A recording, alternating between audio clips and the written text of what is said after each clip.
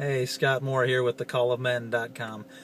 Last time I talked to you, we did a little discussion about what makes a man, and I've been pondering that question lately. And I think I came upon a great example of one. Elijah in the Old Testament. I was reading about him yesterday, and I told this story to my boys last night, and around the dinner table, actually, to my whole family. It was awesome. It's like an Old West kind of spiritual gunfight showdown. There are these folks who are worshiping a false god called Baal, and they are trying to taunt Elijah and tell him his god's no good, and they should worship Baal, or he should worship Baal. And he just says, "Hey, let's have a little showdown. Your God versus my God." And they set up their sacrifice, and he lets the Baal worshippers go first, and they call on their God all day. And around noon, nothing's happened yet. And around noon, it said Elijah starts making fun of them.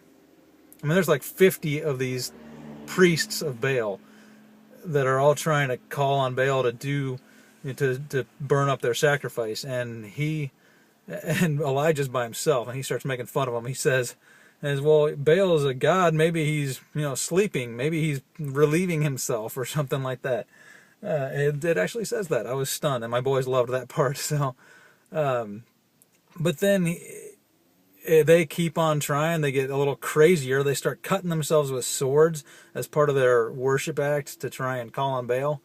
And about evening time, Elijah says, "You know what? We've had enough, okay? You're done. You had your chance. Baal ain't shown up."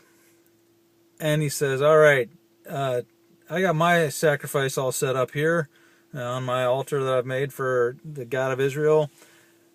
I tell you what, let's pour a bunch of water on it, too, to make it nice and wet. It's soaked." They do that, and then he says, "Hey, God, show them who the real God is. Why don't you burn this sucker up right now?" And fire just comes straight down from heaven, and it just burns it all up, evaporates the water instantly.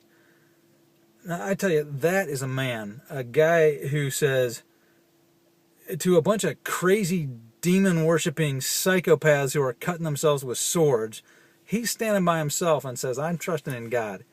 You psychos, you give it your best shot with your crazy God. My God's going to show up." That's what I'm trusting in today. My God is going to show up.